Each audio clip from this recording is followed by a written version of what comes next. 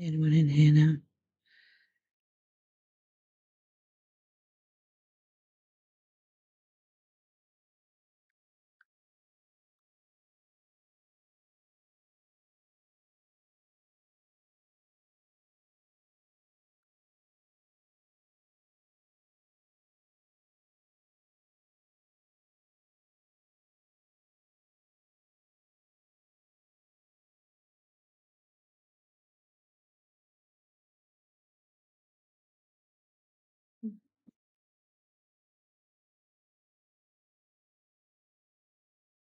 Good evening there. Just put a hello in the chat if you can. That would be great. Hi, Wendy. I disappeared there for a minute. Now I've got to try and get everybody back again. My software is really, really sensitive, and because I clicked the button twice by accident, it kind of it deleted it, so I had to reinstall it again. So software is great until it goes really, really wrong, and then it's like, oh no, what am I going to do now? Right, so see if we can share this in the chat somewhere. Hopefully we can. Not sure how. Hi, Christine. Sorry about the confusion. It's been one of those days today, as you can probably tell. So it's technology is a marvelous thing until it goes wrong. Let me just clean my camera because I've just realised. There we go. That's a bit better. Not so grainy. How are we this evening? I hope we're well, and I hope everybody else finds us. Hopefully they will. So, how have you all been today? I hope you're having a great day. Hello, Cheryl. So, you know what? Technology is really, really great until it doesn't work properly. And then you're like, oh no. I literally clicked a button twice and it kind of like stopped everything from working. So that's really not helpful, is it? Really, really not helpful. Sunny day in Preston. It's been sunny here today as well, actually, which has been really rather nice. It's been lovely here today. Bit on the chilly side, I have to say, but it has been lovely. Wondering if I put this light on. Oh, that's a bit better, isn't it? You can see me. Hello.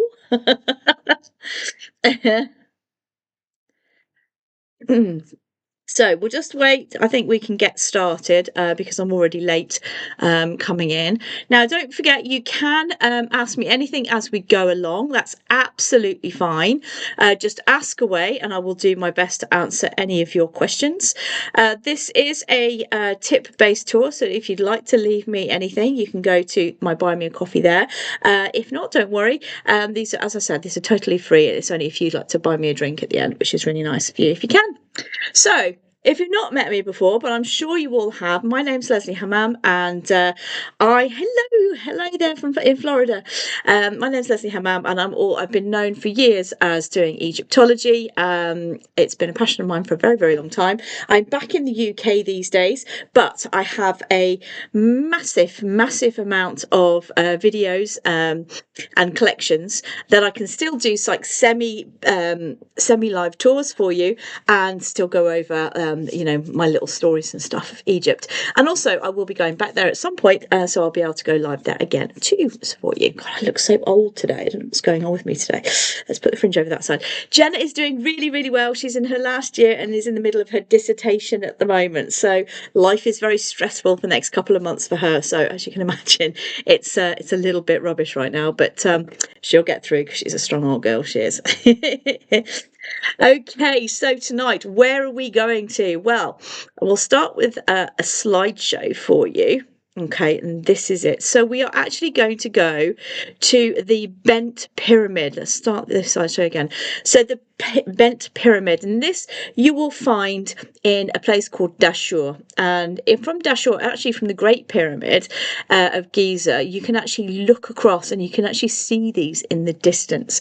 So it's not far from Saqqara, where the step pyramid is. So, but this is the bent pyramid. And as you can see, they had a bit of a mistake as they were making it, but we'll get into that as we go along.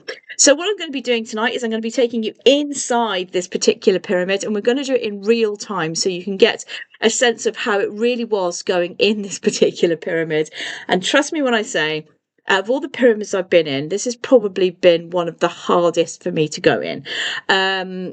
And when I did do this video, I was the only person there because it was just about 20 minutes before closing time. And the Guardians were really funny because they said to me, Lesley, are you absolutely sure? Well, not Lesley, but Mia, as I'm known, mother of Amir. Are you absolutely sure you want to go into the pyramid? And I'm like, it'd be fine, it's absolutely fine. But it wasn't. It was quite hairy in there actually, and I don't say that very often. I think it got to me a little bit because I didn't realise how far it was to the burial chamber. It seemed to be a lot further and a lot more confined than the Great Pyramid, and I just wasn't expecting it because I hadn't looked to see what the layout was like before going. So yeah, that was quite hair-raising. So yeah, well, we'll get into that as we go along. Everybody knows that the Harris Library Museum is back open. I'll have to take a visit up there. I have been saying that I will be going up for graduation actually, so maybe it'll be something I do then, Cheryl. So this pyramid was built for the pharaoh Snefru, and he abandoned his step pyramid at Meidum. And you can actually see, if you look over to the right of your picture, you can actually see Meidum in the distance there. Okay, so that little black thing on the horizon, sort of like in the distance, that is his failed pyramid in Meidum. Okay, so that had to be abandoned, and then he started work on this particular pyramid. The older pyramids had a side of 72 to 78 degrees to slope, which is sort of like, it's a little bit steeper than the slope of a true pyramid. It's not quite a true pyramid because that's about I think it's about 70, 74. Anyway, excuse me, there is evidence within the core of the bent pyramid that it began as a smaller pyramid and then it was made bigger. So then they actually added to it later on, but we'll get into that in a minute. So this is a little slideshow I've put together for you so we can go through some of the bits and pieces here. So here we go. This gives you an idea of the sizings of the pyramids. Okay, so Unas pyramid, which is 43 meters high. Okay, that you can find in Saqqara. So next to the step pyramid. Menkaura's pyramid is the smaller one on the Giza plateau. Okay, so you've got that one there. And then you've got Amenemhat III's pyramid. I can't remember where that one is actually off the top of my head, but I think it's probably... that'll be one of the Hawara pyramids. Then you've got the Bint pyramid, which is 104.7 meters. The Red pyramid, which is right next door to the Bent pyramid, which was also Snefru's pyramid, so that's when he got it right. That's 105 meters. Then you've got Khafre's pyramid, which is on the Giza plateau, the middle pyramid, which is 143.5 meters. And then you have Khufu's pyramid, which is, if you're looking at the pyramids, it's the one over on the right hand side, and that's 146.6 meters. So you can see the massive difference in sizings and how they actually grew over time.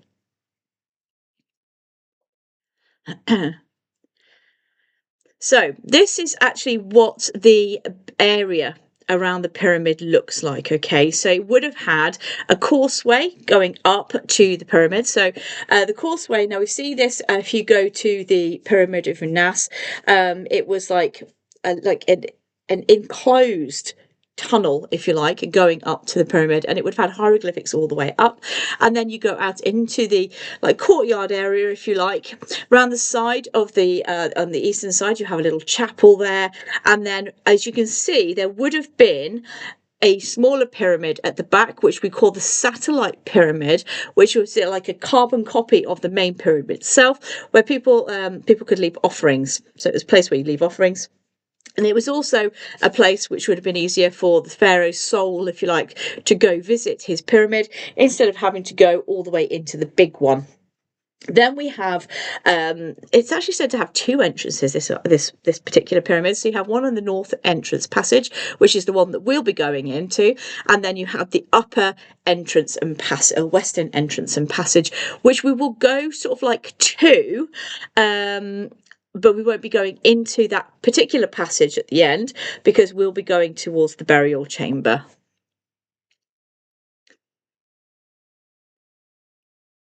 So this is what you will see if you go to the pyramid itself. So this is looking directly up from the bottom.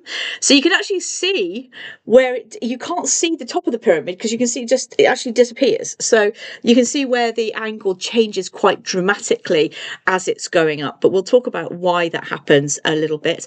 So you've got the entrance there, which is about 35 meters up, actually. So you've got to go up that lovely winding staircase there. So you've already got a bit of a workout to do before you actually get inside the pyramid.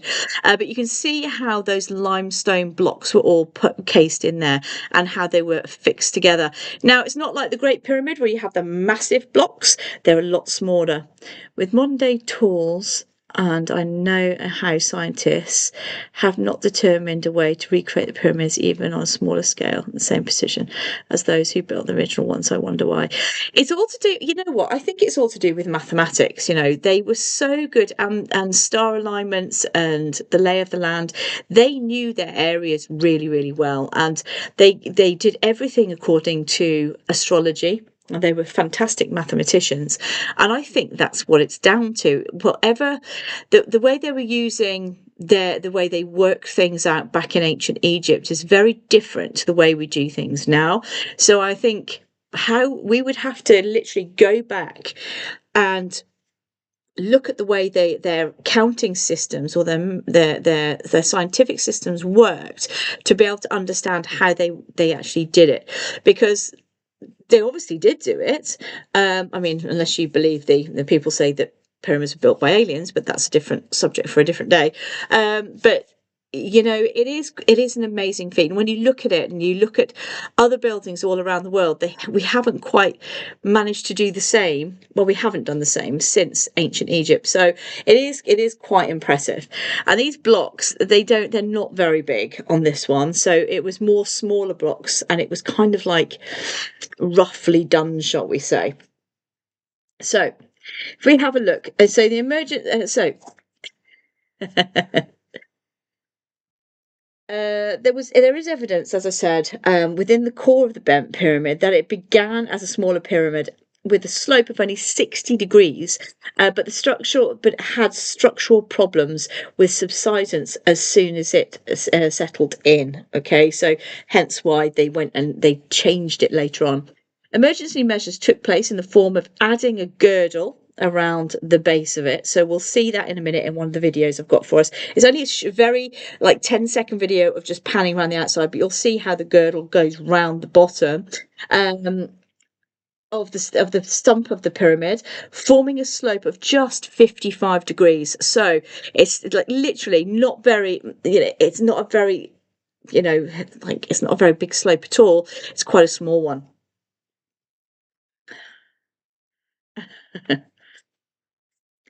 The early stages were constructed using traditional method of laying courses with the stones. Okay, so laying courses with the stones. So as you can see here, you can see the way that the bottom ones, can you see the way the bottom stones are very, very different, the way they're set out than the ones a little bit higher up? Because this is when they changed their minds about how they were going to do it. Okay, so they were actually laying the courses of the stones sloping inwards to start with, and you can see that. So if you've got the bottom of the ladder there in the picture, you can see those stones are actually going inwards. Okay, so you can see that. Even at a reduced angle, it appears that there were still major problems until about halfway up, and the builders began to set the course horizontally. So again, you can see the difference in the way this is built. Now, it is sad that the pyramid looks like it's crumbling away a little bit, but for us, it's actually brilliant because it means that we can see what's going on. Okay, so what I'll do now is I'm just going to take you to a different screen. Hopefully you'll catch up with me. I've got to try and remember which one it is now. I think it's this one. No, it's not that one. It's this one. This one will show you the outside of the pyramid. Okay, so here we go. So this, again, you can see these bricks and how they are, and it wasn't done particularly with a great finesse. Okay, whereas if you go to the Giza Plateau and you see the Giza pyramids, you can't get a piece of paper between the, in between the blocks there, whereas on the Giza Plateau, actually, on these pyramids of Dashur, or this particular one anyway, it looks like it was done in a bit of a hurry and kind of knocked up quite quickly, because the blocks aren't the same size. They're all sort of varying different shapes and sizes, and also there are gaps between the stones, which you wouldn't have got on the Giza Plateau or with the Red Pyramid, actually, because that's different again.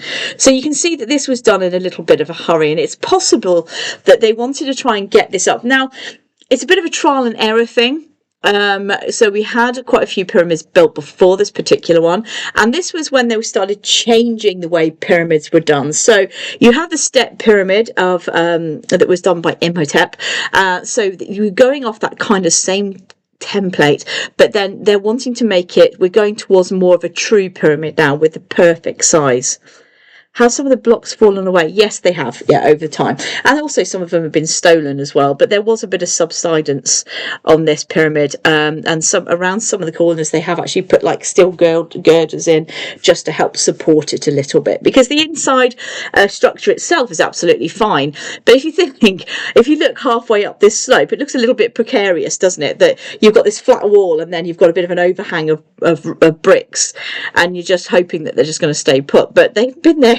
They've been there for thousands of years, so we're pretty much, I don't think it's going to go anywhere anytime soon. But as I said, the great thing about this is we can see how their building was done on an internal, even though it's a bit of a mess, on an internal structure. So let's have a look at the rest of this video. As I said, it's only a very short video. Oh, it's gone. Hold on, let's try doing it again. So here we go. You can see where the entrance is over the side there to the right of your screen, and then this is the whole side of this particular pyramid there, going to the western side. So let's go back to the slideshow then. Let's move it along a little bit. So we've been here, been there, and we've been to this bit. Let's just let it catch up a little bit. Unfortunately, this goes back to the beginning every time. Now, this is the Eastern Chapel. So when we saw that map of the actual enclosure itself, this is the Eastern Chapel, or what's left of it. Again, no hieroglyphics as such on here, but you do have like this little structure, which is quite nice to go and visit. I remember right that the capstone for the pyramid is there too. And this is like the entrance to the inside of the pyramid itself, okay, which we're going to be taking a delve into shortly.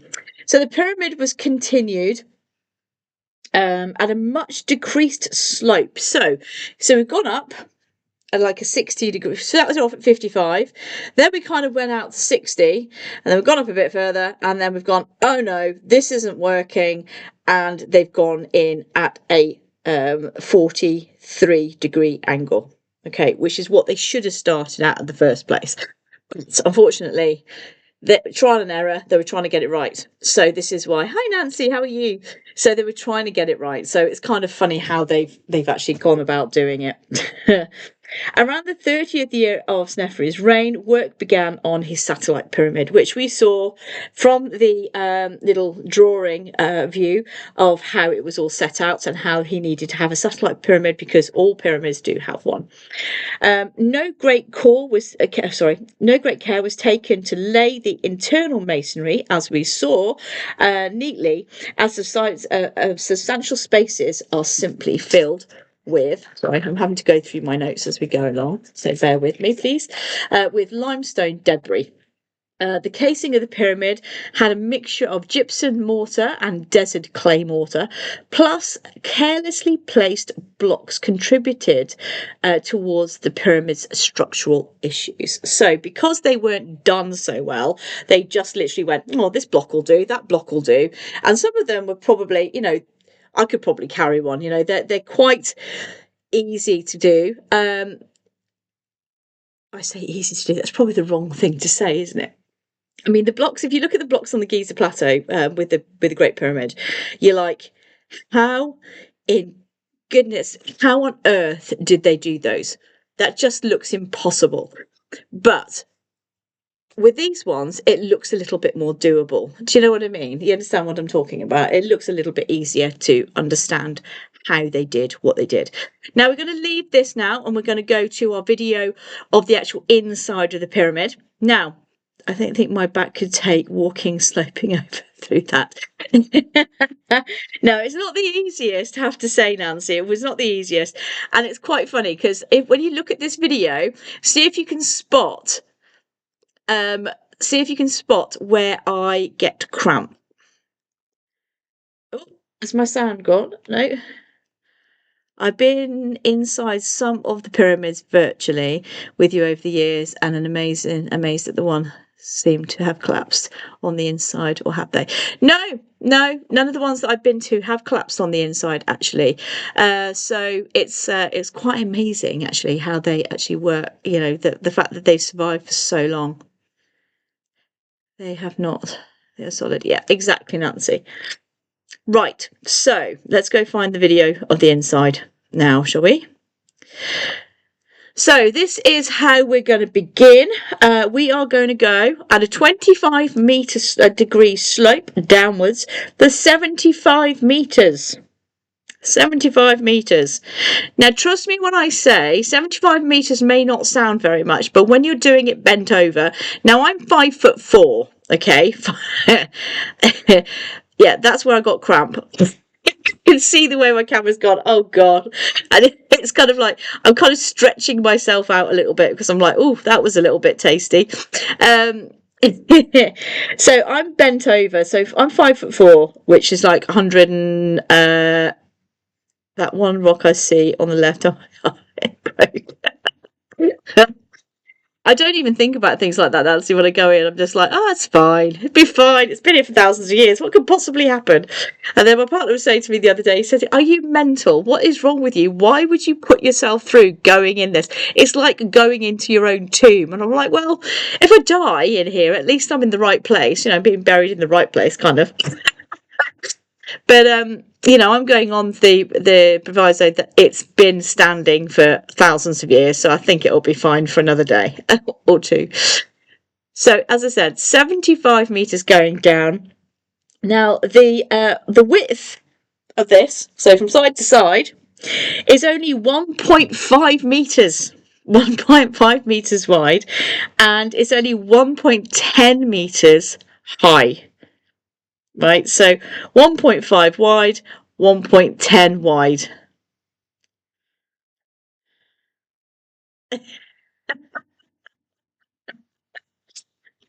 Luckily I didn't.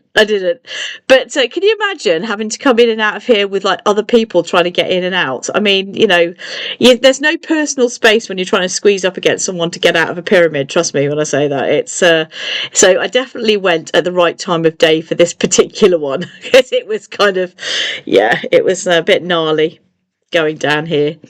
Now, as I said, we're doing this in real time, and I thought I was going quite quickly when I was going in. How's the oxygen down there?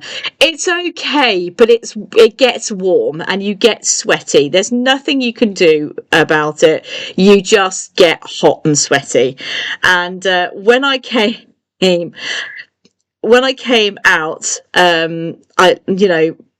I just looked fried. I absolutely fried. And the Guardians were laughing at me. They were like, we said, you know, did you want someone to come with you? You were determined to go in by yourself. How was that? And I'm just like, I'm never doing that again. Never. I've actually said that this is probably one of the pyramids I possibly won't do again unless I have somebody that wants to come with me. Then I might go. I might. It's a big might though. So we're reaching.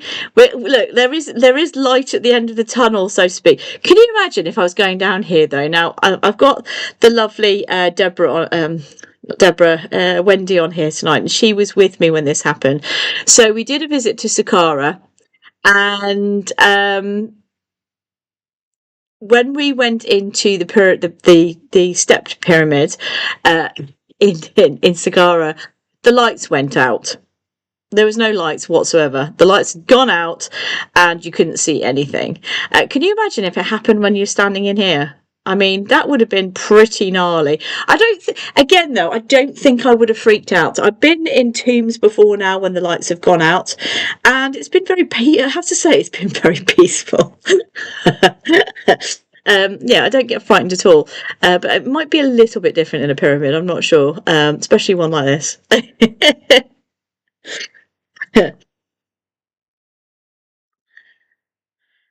But so if someone did not pay the electricity bill, let's go out. Very true, Nancy. Very, very, very true. So I get to the bottom of these stairs, and then you can see the way the camera's going up. I'm going, what do you mean I've got to go up some stairs? I truly thought once I got up to the top of these stairs, I was there in the burial chamber. It doesn't look a very big pyramid from outside. So therefore, I thought I'd made it to the end. I was wrong. And you'll see why in a minute.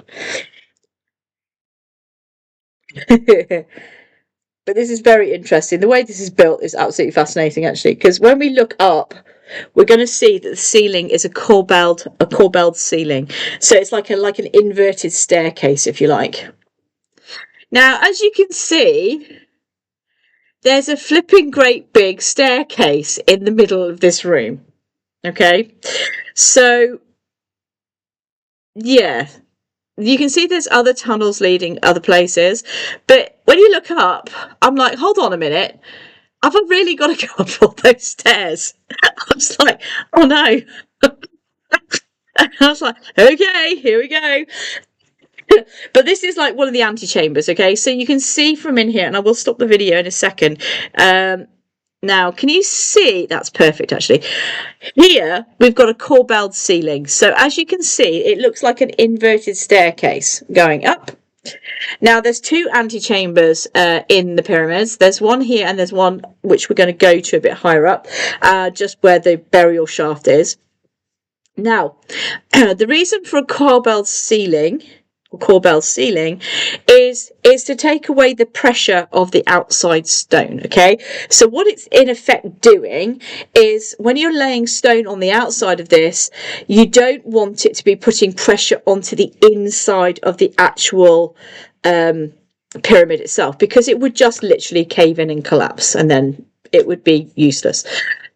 So they put the corbelled ceiling in to take the pressure away from that. Okay, so then all of the weight is actually being transferred to the outside, hence why the pyramid is more likely to disappear from the outside first than it is to collapse inwards. Okay, but you can see they have put, I think it's probably just for good measure, you can see those beams there, that's cedar wood beams there, and those are actually dating back to ancient pharaonic times. Okay, so those are old beams. They have been there since the pyramid was built. So they are, they stood the test of time too. So it just goes to show how dry it is in a tomb, because they're still there. Reminds me of painting. Yeah, that's true. So now we're going to try taking on the staircase. So luckily I've turned the sound off, because the last thing you want to hear is me huffing and puffing all the way up there. And trust me, there was a lot of huffing and puffing, and I think there might have been a slight bit of swearing going on when I was going up here as well, because I was like, what on earth is going on? Where am I going? What is happening right now? I don't get it.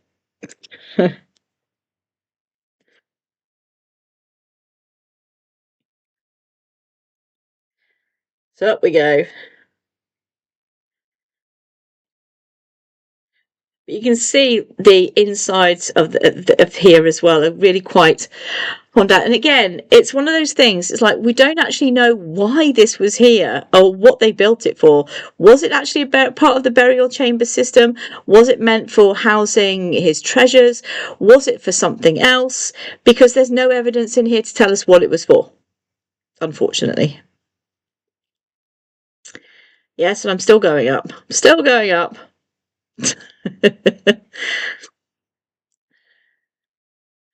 Nearly there. And I get to the top, and then there's a tunnel. And I'm like, okay. And then we can see the corbel ceiling perfectly from here. Look at that. Isn't that amazing? Absolutely incredible. So now I've got to get down almost on my hands and knees through this bit. I had to really bend over because I was like a turtle because I've got a backpack on, and I am going through this tunnel that doesn't look as though it's meant to be here, but it looks like what they've done is they've just literally chiseled out a tunnel from one place to the other. I know, the stairs were horrible. No burials. No, never found a burial. They found like what they thought was a sarcophagus, but not a burial. This bit was a bit difficult because I've only got little legs and I had to try and like scramble up this little bit. Nobody told me they'd have to be scrambling inside a pyramid. So where the scrambling idea came from, I have no idea.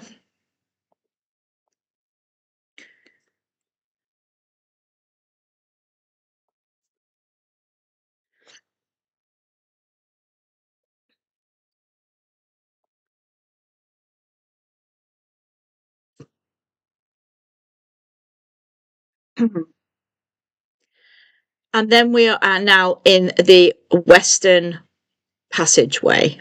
Okay, so that way would lead to the actual entrance on the western side. Okay, so that would go out of the pyramid supposedly, though you can't see it from the outside. You can't see that there's another doorway there. And then we are going this way. This is high tech. It has several things, but mostly energy. The Italian teams have evidence underground.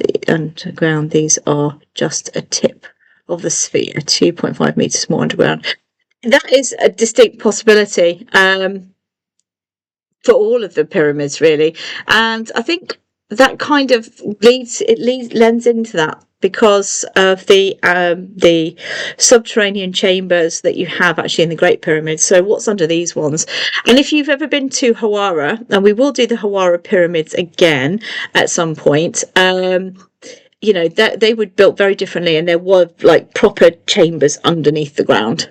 What's this pyramid called again? Just so I am not tempted to go in. It's the Bent Pyramid in Dashur.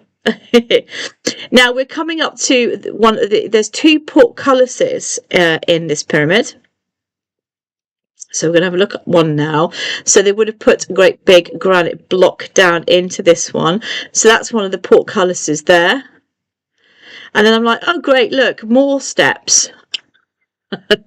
Surely not more steps, but this goes into another like portcullis and another like antechamber here as well. But we are nearly at the end.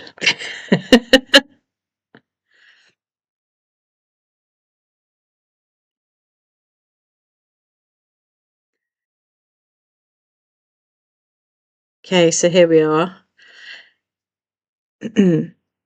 So if we just go back just a couple of seconds, let's go back a little bit. Hold on, I've gone back too far now. It's typical. We can actually see how haphazardly these blocks were put into this pyramid underneath all the limestone and things. If we have a look here. Can you see that now? It's really unusual. It's really, on Egyptian scale engineering, even though this pyramid's been standing for thousands of years, as we keep saying, it really was badly built, this one, because look at the way. I mean, again, you have to go to the pyramids of Giza to understand. Even if you go to the step pyramid is built better than this one. This just looks messy. It just looks really messy. And, the way you've got like different size blocks, nothing's the same. There's no symmetry. It's just very, very strangely done, this particular pyramid. Oh, yeah, my video's gone wonky. Oh, there we go. Me huffing and puffing at yet another set of stairs. But then we made it. We've made it to the actual burial chamber itself. Okay, so we're pretty much at the top of the pyramid, another ceiling above us there, and the burial chamber would have been here. Now, if you've been in the pyramid in Saqqara, this will be kind of a little bit familiar. Can you see how they've used cedar wood blocks around the outside of the chamber, and then you've got them across the top, and then the sarcophagus or the burial would have been supposedly in the bottom of that down there. But if you actually look up, or if you have a look at the video on my YouTube channel of the step pyramid, you will actually see it's Joseph's pyramid. Okay, so the pyramid of Joseph, which is a step pyramid, you can see how the sarcophagus is laid down there. It's kind of lots of granite blocks, or and that literally not the same as how you get in the Valley of the Kings. With one bit of granite, it's like many blocks with like little chamber inside, and that's where supposedly the king was supposed to have been buried. Very good, Cheryl.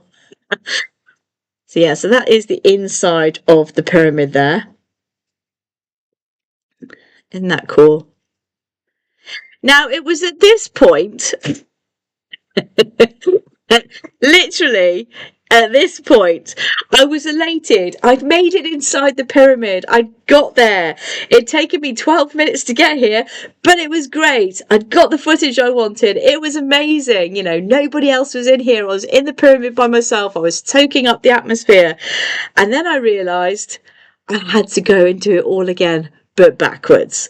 It's just like, oh. I was like, no. If I can't remember how to get out, it was a long way to getting in here, so how am I going to get back out again? So yes, it was at that point I realised I had a problem. That is the top of the pyramid there. So let's go back to our slideshow, which has probably gone back to the beginning, which it has. Let's move it along. So let's go back to this bit here. Look, so you can see, you can see where the antechamber was. So that big tall chamber there, and then we have that we go up to go to the burial chamber. No, it wasn't. No, not inside the. It wasn't graffiti in there. No, it was just the way the stones were. It's just the layout and the discoloration of stones inside. And if there is any writing in there at the moment, it'll be where the Egyptologists have put markers. But you do get lots of graffiti in the Great Pyramid. Excuse me. So you can see where we went. We went down the northern entrance and passage down to the bottom, and then we made our way back up again along that corridor into the the upper burial chamber, which is where we went. Okay, so we went down the northern passage, down to the lower burial chamber, if that's what it actually was, into the antechamber. We went up that great big slide of stairs. And then across the walkway where the portcullises were into the burial chamber. We can go back and have a look, no problem. It was at the end of the video, Nancy. I'm quite sure I've not seen any, but we can have a look. Let's go back again. Bear with. Let's go all the way to the end.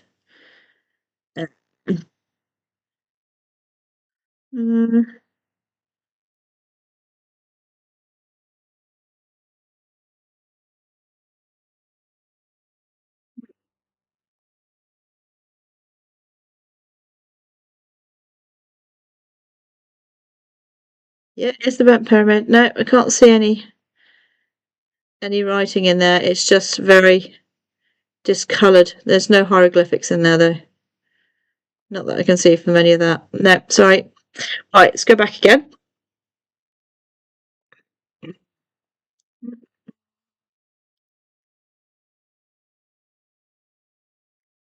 Okay, hold on, I've gone too far now. So we go through this bit. So we've been to the passageway, which we know is 75 meters. Then the antechamber is 12.5 meters high. Okay. So 12.5. So this is the actual staircase going up to the top of there.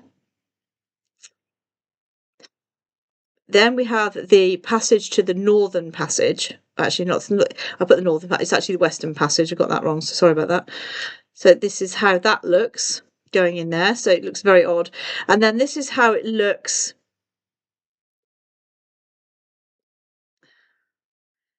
this passage here, which is 16.5 meters. I'll go back to it later, Nancy, and have a look and see. And I'll post in one of the forums after if I can see anything. And then with the portcullises in here. And then we have the burial chamber here with the wood that was actually, has been there since the tomb was built.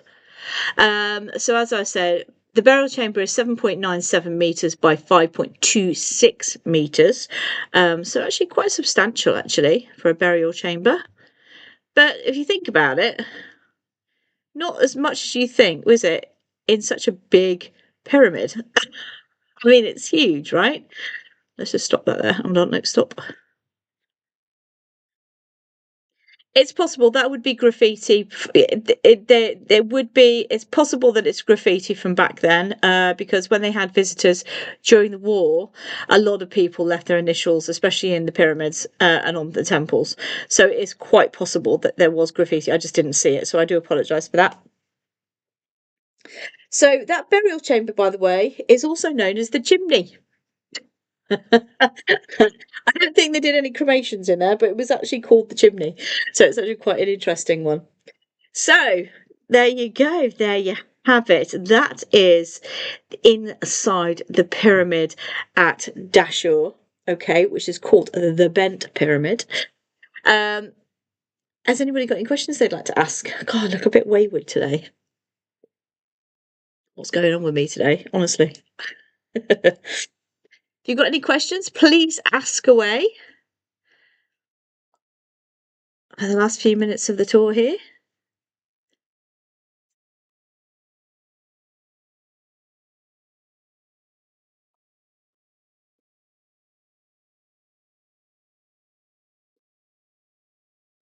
I think that the thing with it is I've got a bit of my idea of old is kind of ancient Egypt or ancient Greek old. So you're looking at, centuries centuries old. Whereas when it comes to like 1920s, 1930s, even the 1800s, I'm a little bit, it's not old, is it? Which is really bad for me to say. But I suppose it's because I've spent so many years around stuff that really is ancient. How does the bent pyramid relate in age to the others? The bent pyramid, oh crikey, that's a good question. I'm going to have to get my book out now because I've forgotten when it was built. Hold on, hold on, hold on. Never leave home without them, honestly. Oh God, where is it? There we go. It's a brilliant book. It's a brilliant, brilliant, brilliant book. Oh, that's a good question, It was during Sneferu's reign, which means we're getting into, I think it's like the fourth or fifth dynasty. Hold on. Let me just double check my other notes. Hold on.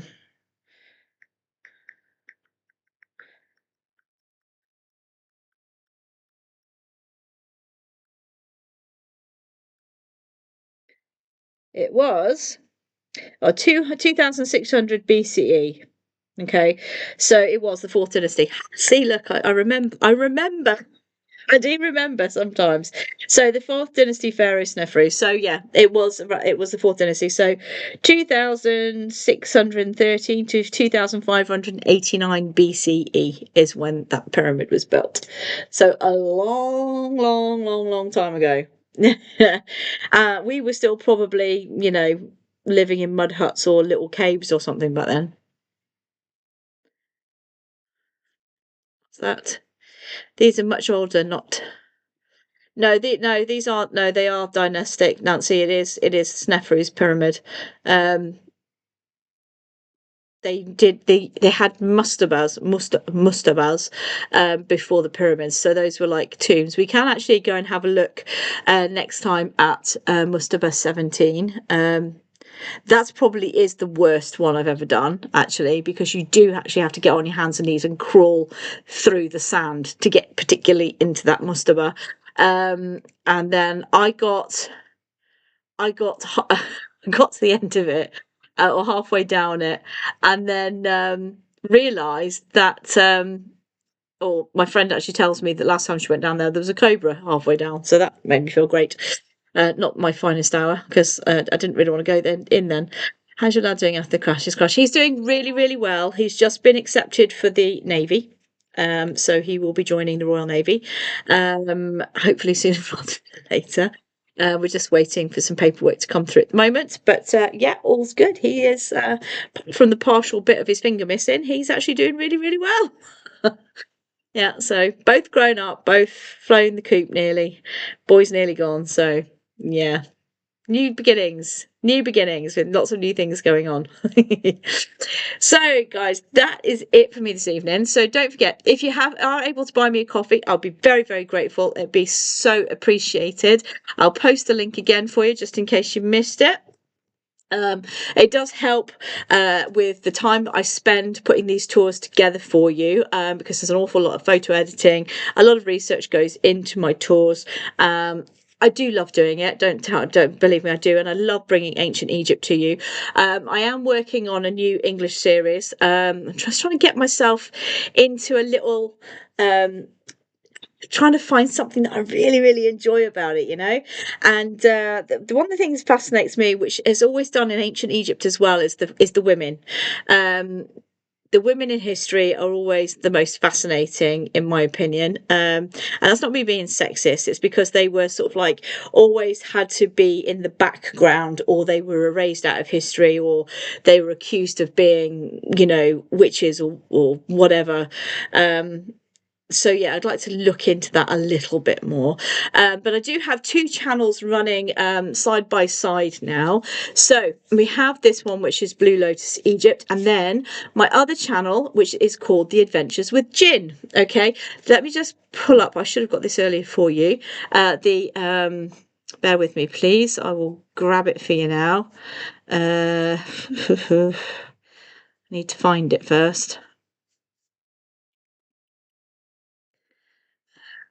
Switch channels.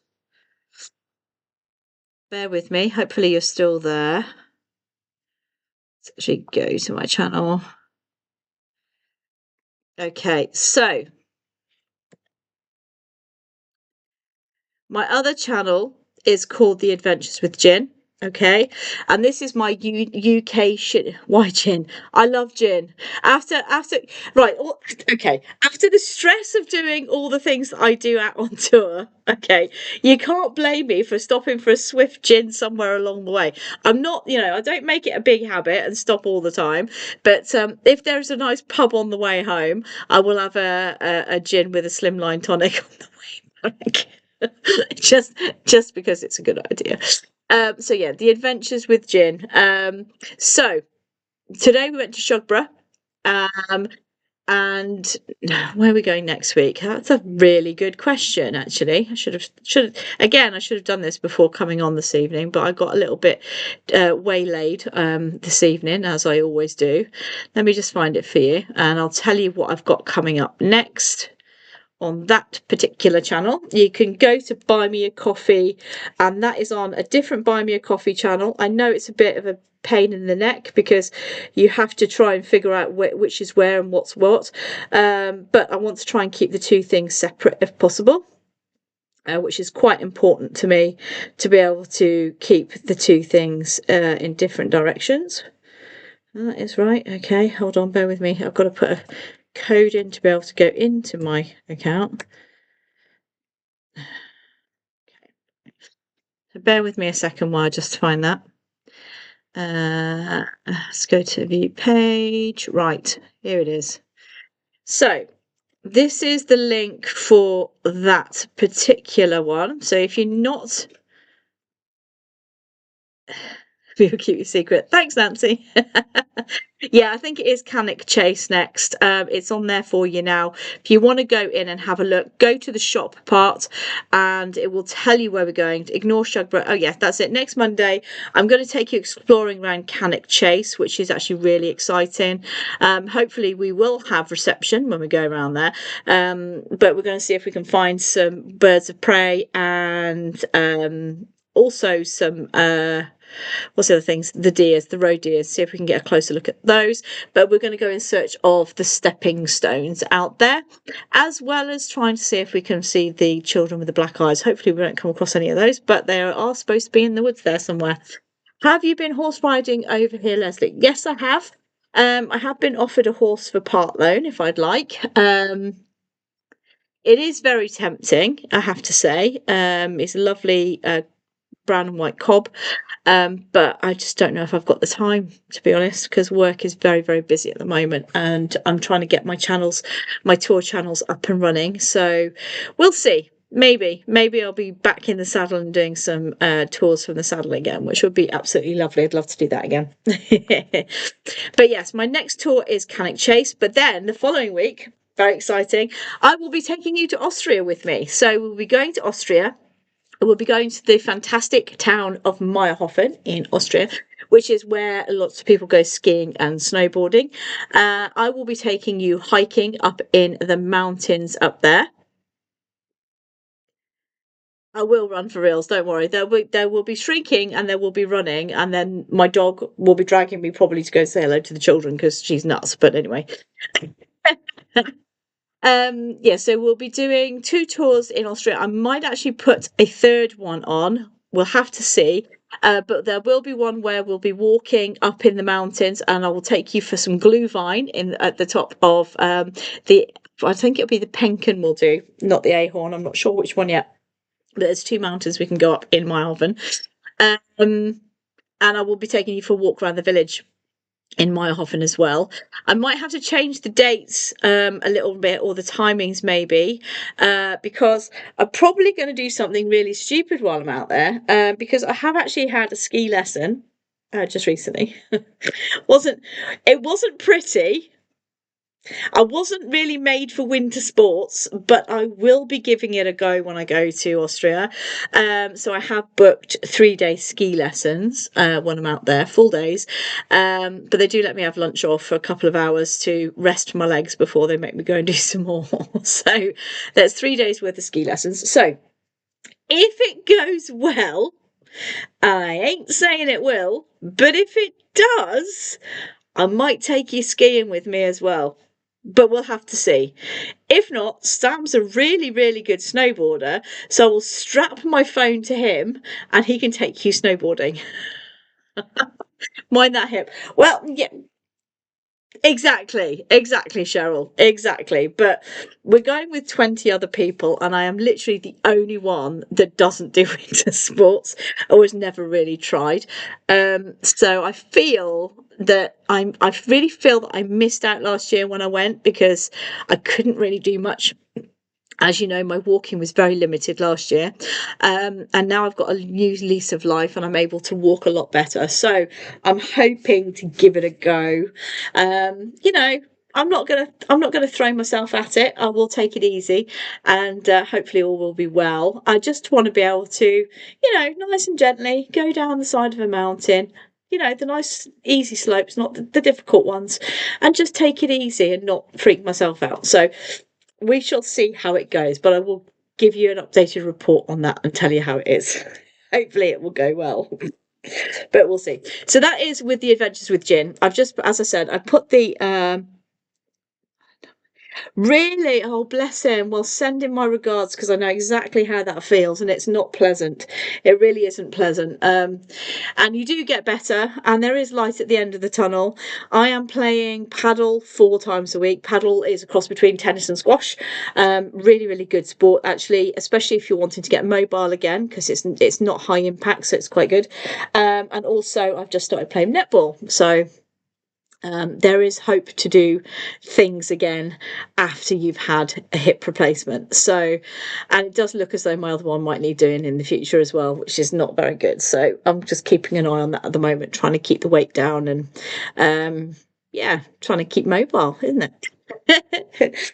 But anyway, my lovelies, that is it for me this evening. I am going to love you and leave you.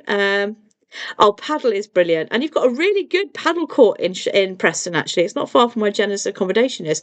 I keep meaning to go there because it's an indoor court as well, so it would be quite nice to go and have a go. But Jenna's got about as much enthusiasm as playing paddle as I do climbing. So, yeah, I don't know. I don't think I'll be able to get her into paddle somehow, unfortunately. Anyway, that is it for me this evening. Thank you so much for coming with me. It's been my absolute pleasure as always. It's always fun. Sorry about the little glitch at the beginning, but I had a trigger happy finger, which basically meant that I started the tour and then deleted it straight away, which is like something that I'm really clever at. Oh, thank you very much, Nancy. It's very kind of you to say. But I will be back next week. We're going to explore the Giza Plateau next week, so come along for that, where I'll be taking you on a virtual tour of the Giza Plateau. There won't be a virtual tour for Egypt the following week, because as I said, I'm in Austria. Oh, thank you, Cheryl. Because I am in Austria. But when I get back from Austria the following week, I will have my monthly cooking show for you. So I'll be doing that sort of like a little bit earlier because obviously the last day of the month doesn't fall on a Friday. So we'll do it the last Friday of the month, which I think will be easier. So I'll be doing something yummy and Egyptian foodie then, and I'll be getting some more tours posted for when I come back in the next couple of weeks as well, over the next couple of weeks. So you've got something to look forward to. So don't forget to subscribe to the Adventures with Gin on YouTube and Blue Lotus Egypt if you've not already. Also, the two Buy Me a Coffee pages as well, because I put all the tours for the different places that I visit, whether it be the UK or the world ones with the Adventures with Gin, and then the Egypt ones are specifically on Blue Lotus Egypt.